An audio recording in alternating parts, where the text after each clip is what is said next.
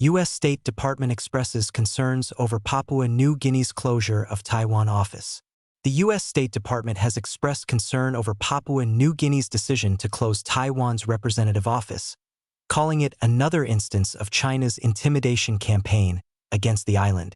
Papua New Guinea Foreign Minister Justin Tkachenko announced the decision on July 16, saying that his country deeply values its relationship with China and looks forward to expanding new avenues of strategic cooperation between the two sides.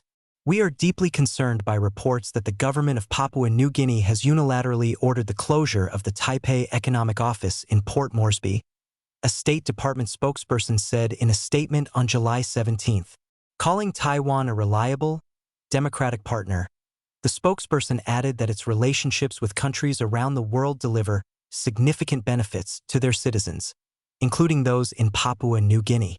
This is yet another example of Beijing's intimidation campaign against Taiwan and its supporters around the world, which undermines the sovereign decisions of countries choosing to partner with Taiwan and threatens international peace and prosperity, the spokesperson said. The Chinese Communist Party regards Taiwan as a renegade province and has long sought to bring the self-governing island under its control. Since 2016, the regime has been intensifying its campaigns to isolate Taiwan diplomatically, persuading countries including Panama, the Dominican Republic, El Salvador, Nicaragua, Honduras, and Nauru to sever diplomatic ties with Taipei in favor of Beijing. Taiwan diplomacy. Taiwan currently has 12 diplomatic allies, including the Marshall Islands, Palau, and Tuvalu in the Pacific. In 1990, Taiwan established its representative office in Papua New Guinea despite a lack of formal diplomatic ties. Beijing has welcomed Papua New Guinea's decision. During a daily briefing on July 16, a spokesperson for the CCP's foreign ministry applauded the Pacific nation for upholding its One China principle. Many countries, including the United States, adhere to a One China policy, acknowledging that there is only one sovereign state called China, while not endorsing China's claim of sovereignty over Taiwan. That differs from Beijing's One China principle, under which it claims Taiwan as part of its territory, a position rejected by Taipei.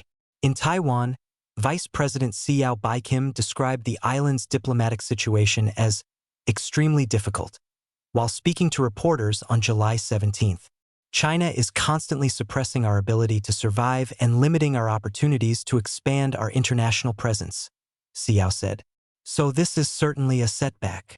Xiao added that Taiwan will continue to seek to expand opportunities for cooperation with the international community.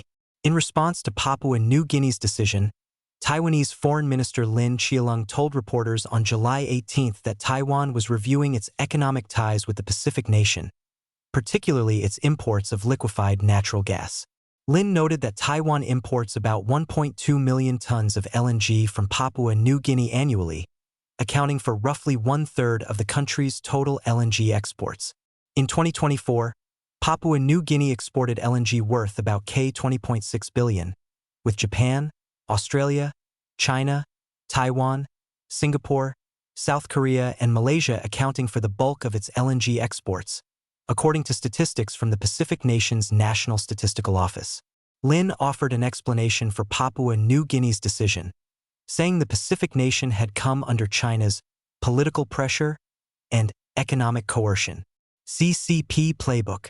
Papua New Guinea's decision was not a surprise to Ye Yaoyuan, a professor of international studies at the University of St. Thomas in Houston. In a Facebook post on July 17, Ye said that China and Papua New Guinea have enjoyed a good bilateral relationship. Ye added that Taiwan does not need to engage in checkbook diplomacy, as China does in an attempt to win diplomatic recognition. Taiwan should invest its resources in building deeper relationships with countries that are more friendly toward Taiwan and that can provide strategic support, Ye wrote. Alicia Kearns, a British lawmaker who once chaired the Parliamentary Foreign Affairs Committee, said it was very disappointing to see Papua New Guinea's decision, according to her ex-post on July 16. It shrinks Taiwan's already tiny diplomatic space. Isolating Taipei is vital to Chinese Communist Party, Kearns wrote. Papua New Guinea's decision was also a reflection of the CCP's strategy, Kearns added.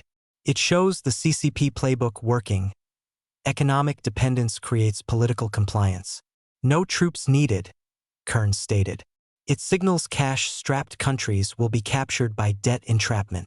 In 2018, Papua New Guinea signed up to the CCP's Belt and Road Initiative, a foreign policy that aims at building up geopolitical clout by financing infrastructure projects throughout Southeast Asia, Africa, and Europe.